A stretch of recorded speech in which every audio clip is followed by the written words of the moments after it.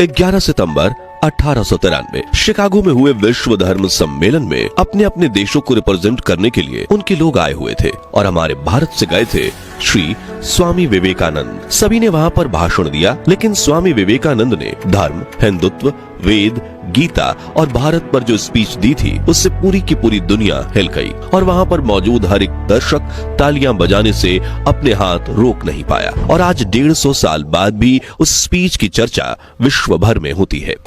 Sisters and brothers of America.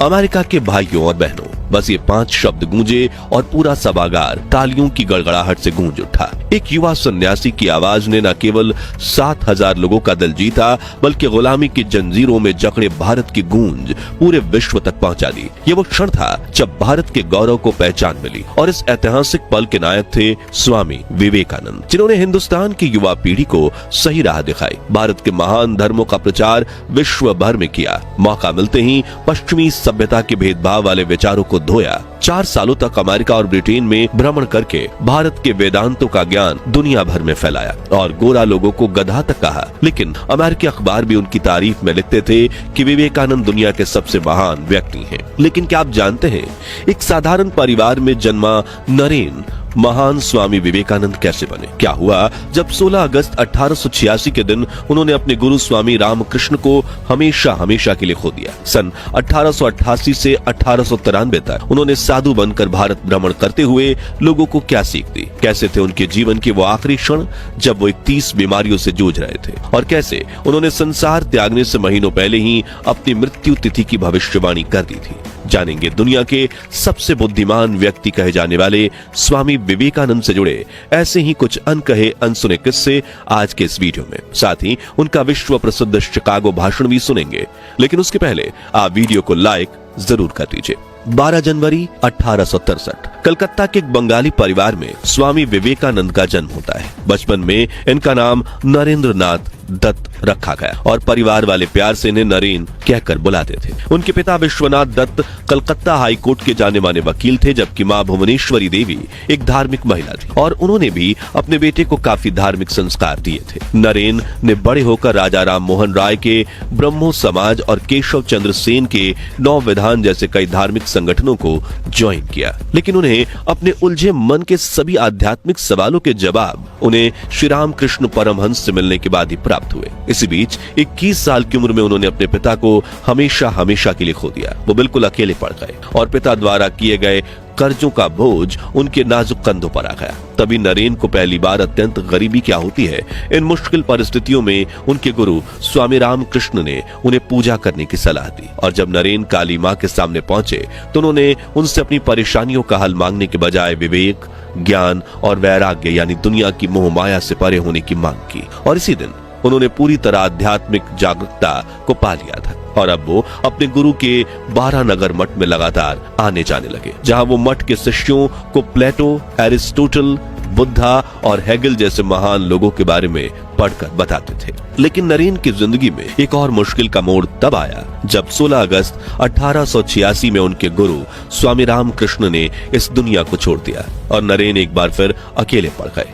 लेकिन इस बार उनके कंधों पर बाकी शिष्यों की जिम्मेदारी आ गई, इसलिए उन्होंने उन शिष्यों के साथ ही रहना शुरू किया। वो जहां रहते थे वहीं आगे चलकर रामकृष्ण मठ नाम से विश्व प्रख्यात जगह हुई। मगर फिर आगे चलकर 1888 में उन्होंने स्वामी रामकृष्ण परमहंस की धर्मपत्नी और अपनी गुरु मां श्री शारदा देवी से आशीर्वाद लेकर 12 नगर मठ छोड़कर भारत भ्रमण करने का फैसला किया और ये कसम खाई कि वो अपने देश के लिए, लोगों की भलाई के लिए अपना जीवन कुर्बान कर देंगे। हाथ में एक लकड़ी और पानी का कमंडल लेकर साधु के वेश में उन्होंने लाहौर से लेकर कन्याकुमारी तक पूरे अखंड भारत का भ्रमण शुरू किया। सबसे पहले वो वाराणसी गए, जिसे भारत की सबसे पवित्र जगह माना जाता है। यहीं पर गौतम बुद्ध और शंकराचार्य जैसे महान संतों को भगवान से ज्ञान की प्राप्ति हुई थी। यहाँ आकर नरेन को गंगा मैया का आशीर्वाद मिला। उन्होंने अपने शरीर के अंदर नई ऊर्जा महसूस की। उसके बाद वो पूरे देश का भ्रमण करने लगे। इसकी तरह अगले 5 सालों तक उन्होंने यात्राएं की और इस दौरान हजारों लोगों की मदद की।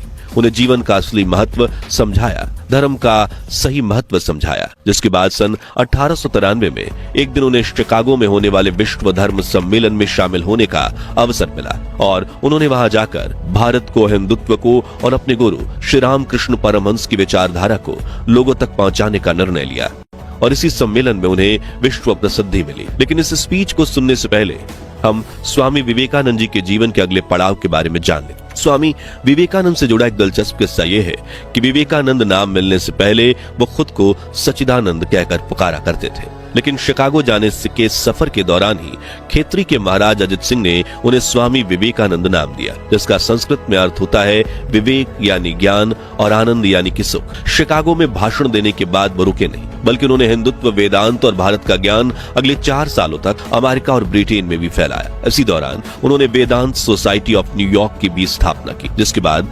1897 में जब वो भारत पहुंचे तो उन्हें देशवासियों की तरफ से बहुत प्यार और सम्मान मिला। भारत आते ही उन्होंने एक बार फिर भ्रमण शुरू किया और देश के अलग अलग हिस्सों में भाषण देते हुए वो कलकत्ता पहुंचे, जहां उन्होंने बेलूर मठ के पास रामकृष्ण मिशन की शुरुआत की, जिसका उद्देश्य स्वामी रामकृष्ण के धार्मिक एकता, सहिष्णुता और मानवता की सेवा के संदेश को फैलाना था। उन्होंने युवाओं को अच्छे कर्म करने के लिए प्रेरित किया, साथ ही इंटरकास्ट मैरिज को भी बढ़ावा दिया और धार्मिक ज्ञान का प्रचार किया। लेकिन इसी बीच आई एक बहुत बुरी खबर। दरअसल 39 साल की उम्र में स्वामी विवेकानंद को पता चला कि उन्हें अस्थमा की बीमारी है और उनकी सेहत खराब हो रही थी। इसी बीच उन्हें एहसास हुआ कि वो 40 साल की उम्र तक भी नहीं जी पाएंगे, उनके पास अब सिर्फ कुछ महीने।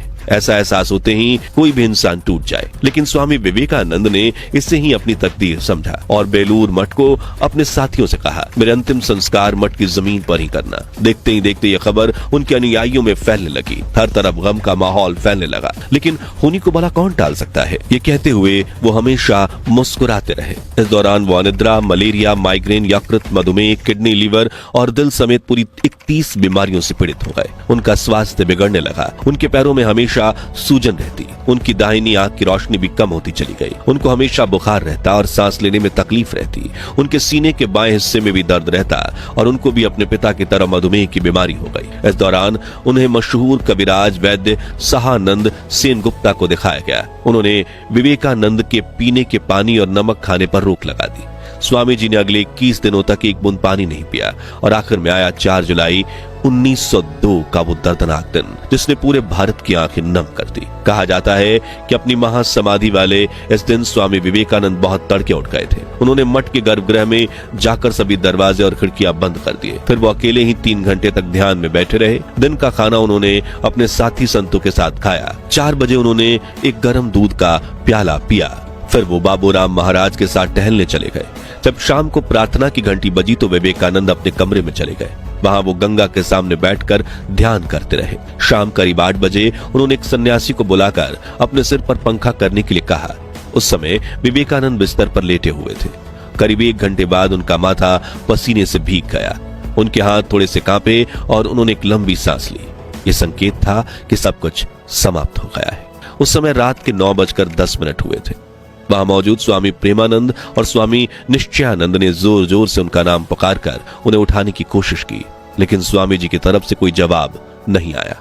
जिसके बाद डॉक्टर महेंद्रनाथ मजुमदार को विवेकानंद को देखने के लिए बुलाया गया। उन्होंने कृत्रिम सांस देकर विवेकानंद को उठाने की कोशिश की और अंततः आधी रात को उन्होंने उन्हें मृत घोषित कर दिया। डॉक्टर ने बताया कि उनकी मृत्यु का कारण दिल का दौरा है। सुबह सुबह उनकी केयरटेकर सिस्टर निवेदिता वहां पहुंची और दोपहर 2 बजे तक स्वामी विवेकानंद का हाथ अपने हाथों में लिए बैठे रही। इस तरह स्वामी विवेकानंद ने 39 वर्ष 5 महीने 22 दिन के बाद इस दुनिया को अलविदा कहा। उनकी वो भविष्यवाणी सच निकली जिसमें उन्होंने कहा कि मैं अपना 40वां जन्मदिन नहीं देख पाऊंगा। चलिए अब सुनते हैं स्वामी विवेकानंद की वो शिकागो स्पीच जो उन्होंने 11 सितंबर 1893 के दिन आयोजित विश्व धर्म सम्मेलन में दी थी, जिसने न सिर्फ वहां मौजूद 7000 लोगों को खड़े होकर 2 मिनट तक तालियां बजाने पर मजबूर कर दिया, बल्कि आज से 150 साल बाद भी उस स्पीच की चर्चा विश्व भर में होती है। Sisters and brothers of America. America के भाइयों बहनों, आपके स्नेहपूर्ण और जोरदार स्वागत से मेरा हृदय अपार हर्ष से भर गया है। मैं दुनिया की सबसे प्राचीन संत परंपरा और सभी धर्मों की जननी तरफ से आपको धन्यवाद देता हूं। मैं सभी जाति संप्रदाय के लाखों करोड़ों हिंदुओं की तरफ से आपका आभार व्यक्त करता हूं। मेरा धन्यवाद कुछ उन वक्ताओं को भी जिन्होंने इस मंच से कहा कि दुनिया में सहनशीलता का विचार पूरब के देशों से फैला है। मुझे गर्व है कि मैं एक ऐसे धर्म से हूं जिसने दुनिया को सहनशीलता और सार्वभौमिक स्वीकृति का पाठ पढ़ाया है। हम सिर्फ सार्वभौमिक सहनशीलता में ही विश्वास नहीं रखते, बल्कि हम विश्व के सभी धर्मों को सत्य के रूप में स्वीकार करते हैं। मुझे गर्व है मैं एक ऐसे देश से हूं जिसने इस धरती के सभी देशों और धर्म के परेशान और सताए गए लोगों को शरण दी। मुझे यह बताते हुए गर्व हो रहा है कि हमने अपने हृदय में उन इजराइलियों की पवित्र स्मृतियां सजो कर रखी हैं जिनके धर्म स्थलों को रोमन हमलावरों ने तोड़कर खंडहर बनवा दिया था। तब उन्होंने दक्षिण भारत में शरण ली थी। मुझे इस बात का गर्व है कि मैं एक ऐसे धर्म से हूं जिसने महान पारसी धर्म के लोगों को शरण दी और अभी भी उन्हें पाल पोस रहे हैं। मैं इस मौके पर वह श्लोक सुनाना चाहता हूं जो मैंने बचपन में याद किया था और जिसे रोज करोड़ों लोग दोहराते हैं। जिस तरह अलग अलग जगहों की निकली नदियां अलग अलग रास्तों से होकर समुद्र में मिल जाती हैं, ठीक उसी तरह मनुष्य अपनी इच्छा से अलग अलग रास्ते चुनता है। ये रास्ते देखने में भले ही अलग अलग लगते हैं, लेकिन ये सब ईश्वर तक ही जाते हैं। मौजूदा सम्मेलन जो कि आज तक की सबसे पवित्र सभाओं में से एक है, वो अपने आप में गीता में बताए गए सिद्धांत का प्रमाण है। जो भी मुझ तक आता है, चाहे वह कैसा भी हो, मैं उस तक पहुंचता हूं। लोग चाहे कोई भी रास्ता चुने, आखिर में मुझ तक ही पहुंचते हैं, ईश्वर तक ही पहुंचते हैं। सांप्रदायिकता, कट्टरता और इसके भयानक वंशजों के धार्मिक खटके लंबे समय से इस खूबसूरत धरती को जकड़ रखा है। उन्होंने इस धरती को हिंसा से भर दिया है और कितनी ही बार यह धरती खून से लाल हो चुकी है। न जाने कितनी सभ्यताएं तबाह हुई और कितने देश मिटा दिए गए। यदि ये खौफनाक राक्षस नहीं होते तो मानव समाज कहीं ज्यादा बेहतर होता जितना कि अभी है, लेकिन उनका वक्त अब पूरा हो चुका है। मुझे उम्मीद है कि इस सम्मेलन का बिगुल सभी तरह की कट्टरता, हठधर्मिता और दुखों का विनाश करने वाला होगा, चाहे वो तलवार से हो या फिर कलम से। हिंदुओं को अपना धर्म वेदों के माध्यम से रहस्य प्रकट करने के मिला है। उनका मानना है कि वेदों का ना तो कोई अंत है और ना ही कोई आरंभ। आप सभी को यह अजीब लग सकता है कि कोई भी किताब बिना शुरुआत या अंत के कैसे हो सकती है, लेकिन वेदों का मतलब किताब से नहीं। वेदों का मतलब अलग अलग समय में अलग अलग व्यक्तियों द्वारा खोजे गए आध्यात्मिक नियमों का संचित खजाना। जैसे ग्रेविटेशनल रूल हमें पता लगने से पहले भी काम करता था, अगर मनुष्य जाति उसे भूल भी जाए तो भी वह अपना काम करता ही रहेगा। और ठीक यही बात आध्यात्मिक जगत का पालन करने वाले नियमों के संबंध में भी है। वेद हमें यह सिखाते हैं कि दुनिया का ना तो कोई आरंभ है और ना ही कोई अंत। कुछ लोग जन्म से सुखी होते हैं तो कुछ लोग जन्म से ही दुखी होते हैं। कुछ लोग अच्छे स्वास्थ्य का आनंद भोगते हैं तो कई लोगों के हाथ पांव नहीं होते। कई लोगों को सुंदर शरीर, सुंदर चेहरा, उत्साहपूर्ण मन और सभी आवश्यक सामग्रियां मिल जाती हैं, तो कुछ लोगों की पूरी जिंदगी दुख में कट जाती है। तो ऐसा क्यों है कि एक ईश्वर ने अलग अलग तरह के लोग उत्पन्न किया, एक को सुखी बनाया तो दूसरे को दुखी बनाया? ऐसा क्यों किया? भगवान ने ऐसा पक्षपात क्यों किया? देखिए, सभी धर्म में यह बताया जाता है कि ईश्वर भेदभाव नहीं करते, इसलिए जन्म से पहले ही कुछ ऐसे कारण रहे होंगे जिसके फलस्वरूप इंसान सुखी या दुखी होता है, और वे कारण उसके पिछले जन्म के कर्म। और वेद में हमें प्रेम के संबंध में भी इसी प्रकार की शिक्षा देते हैं। प्रेम के संबंध में भगवान श्री कृष्ण का उपदेश है कि मनुष्य को इस संसार में कमल के पत्ते की तरह रहना चाहिए। कमल का पत्ता जैसे पानी में रहकर भी उससे भीगता नहीं, उसी प्रकार मनुष्य को संसार में रहकर उसका हृदय ईश्वर में लगा रहे और हाथ कर्म में लगा रहे। आखिर में बस इतना कहना चाहूंगा कि अगर कोई ये चाहता है कि सारे धर्म नष्ट हो जाएं और सिर्फ उसका धर्म बचे, तो मैं उसे स्पष्ट शब्दों में ये कह देता हूँ कि शीघ्र ही सारे धर्मों के प्रतिरोध के बावजूद हर धर्म की पताका पर यह लिखा रहेगा कि सहायता करो, लड़ो मत, आत्मसार करो, विनाश नहीं, शांति रखो, मतभेद नहीं।